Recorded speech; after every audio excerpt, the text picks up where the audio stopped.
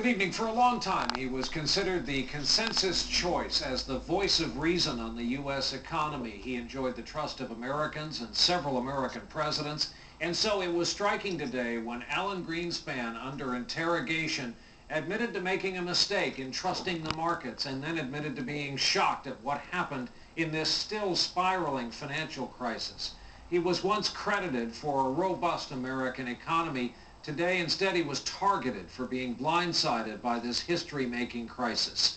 We begin here tonight with NBC's Lisa Myers. Committee will please come to order. Throughout his career as an economist and for 18 years at the Federal Reserve, Alan Greenspan was an unabashed advocate of free markets and hero of the economic boom of the 90s. But today, he was a target in the congressional blame game over the meltdown. You were perhaps the leading proponent of deregulation. And my question for you is simple. Were you wrong? Partially. Greenspan said he made a mistake in trusting that banks and others would act in the best interest of their shareholders, and admitted to what he called a flaw in his belief markets could regulate themselves. In other words, you found that your view of the world, your ideology was not right. It was not working.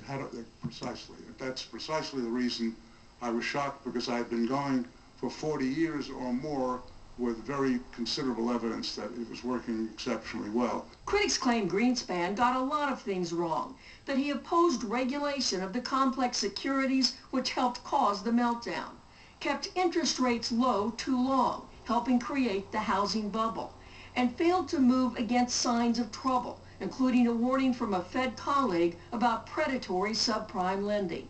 There are always a lot of people raising issues, and half the time they're wrong.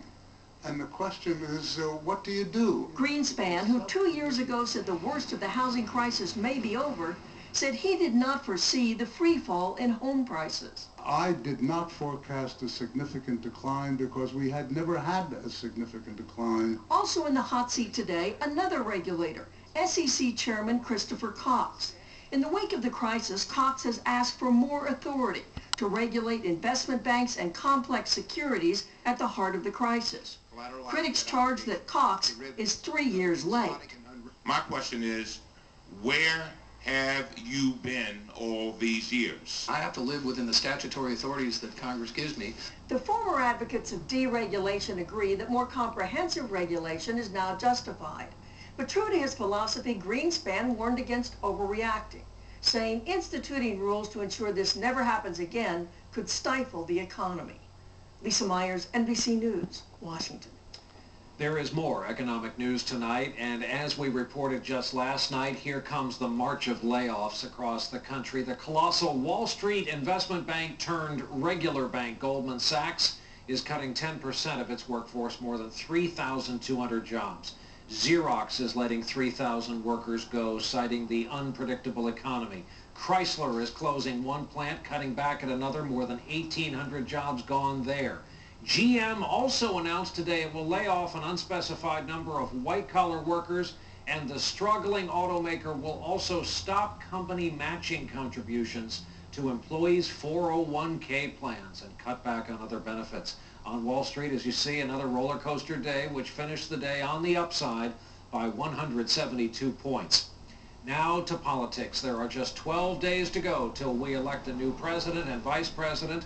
And part of Sarah Palin's day today was spent prepping for tomorrow, when Sarah and Todd Palin will be deposed under oath in that so-called Troopergate case currently under investigation in Alaska.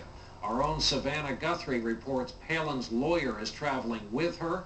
The deposition, along with yesterday's revelation of that new $150,000 wardrobe and her struggle earlier this week to define the job of vice president, have all brought a lot of unwelcome attention to the Palin side of the campaign, when McCain, who was in Florida today, is the one trying to get traction with 12 days to go until this election. Today, in an interview, he struck out hard against the Bush administration. Tonight, we continue to air excerpts of our interview from yesterday on the campaign trail in Ohio. Tonight, we talk about terrorism, elitism, and feminism. Back to the notion of terrorists and terrorism. This word has come up in relation to Mr. Ayers. Yes. hanging out with terrorists, Yes. domestic terrorists. Yes. Are we changing? It's been said that it gives it a vaguely post 9/11 hint, using that word that we don't normally associate with domestic crimes. Are we changing the definition? Are the people who set fire to American cities during the 60s terrorists under this definition? Is an abortion clinic bomber a terrorist under this definition? Governor? There's no question that Bill Ayers, via his own admittance, was one who sought to destroy our U.S. Capitol and our Pentagon. That is a domestic terrorist. There's no question there. Now, others who would want to engage in harming innocent Americans or facilities that it would be unacceptable to, I don't know if you're going to use the word terrorist there, but it's unacceptable, and it would not be condoned, of course, on our watch. But I don't know if what you're asking is if I regret referring to Bill Ayers as an unrepentant domestic terrorist. I don't regret characterizing him as that. Well, I'm just asking what other categories you would put in there. Abortion clinic bombers, protesters in cities where fires were started, Molotov cocktails were thrown, people died. I would put in that category of Bill Ayers anyone else who would seek to campaign to destroy our United States Capitol and our Pentagon and would seek to destroy innocent Americans. Senator McCain, the head of your campaign. Let me just mention one thing in addition to that. It's not the unrepentant terrorists who stayed on the run from and said as short a time ago as 9/11 that they wish they'd bombed more. His wife was on the top 10 FBI most wanted list. It's the relationship with Mr. Ayers, which Senator Obama has not been forthcoming. That's what Senator Clinton said in their debates. That's what I say. Are you going to keep your promise not to involve Reverend Wright in the campaign?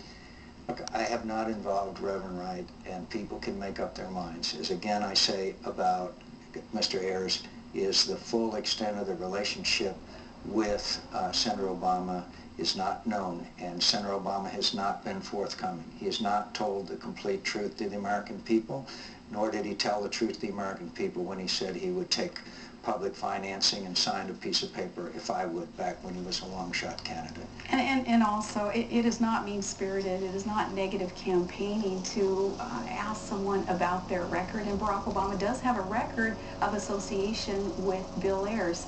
I don't think that is off base. In fact, Barack Obama challenged you to bring up Bill Ayers in the debate. Yeah. Yes. Governor, what is an elite? Who is a member of the elite?